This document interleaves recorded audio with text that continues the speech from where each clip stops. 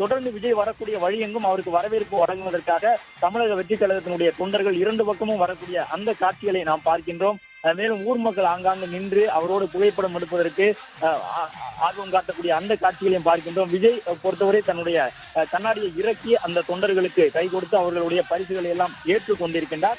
விஜயை பொறுத்தவரை தொண்டர்களோடு அவர் நெருங்கி பழக முடியுமா என்றெல்லாம் எதிர்க்கட்சிகள், அவருக்கு எதிராக இருக்கக்கூடிய கட்சிகள் தொடர்ந்து கேள்வி எழுப்பியிருந்தார்கள்.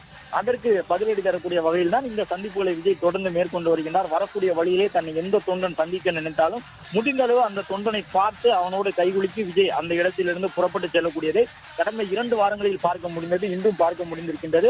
அதே உற்சாகத்தோடு விஜய் பயணம் செய்து கொண்டிருக்கின்றார். விஜயினுடைய பேச்சிலே இன்று அனல் பறக்குமா என்று அவருடைய தொண்டர்கள் எதிர்பார்த்து காத்திருக்கின்றார்கள். ஏனென்றால் விஜய் செல்லக்கூடிய நகரம் இன்று கரூர் நகரமும் இந்த பட்டியலில் இருக்கின்றது. நாமக்கலோடு சேர்த்து கரூர் நகருக்கும் செல்லுகின்றார். கரூர் என்பது தமிழ்நாட்டு அரசியல் களத்தில் எப்பொழுதுமே பிரபலமான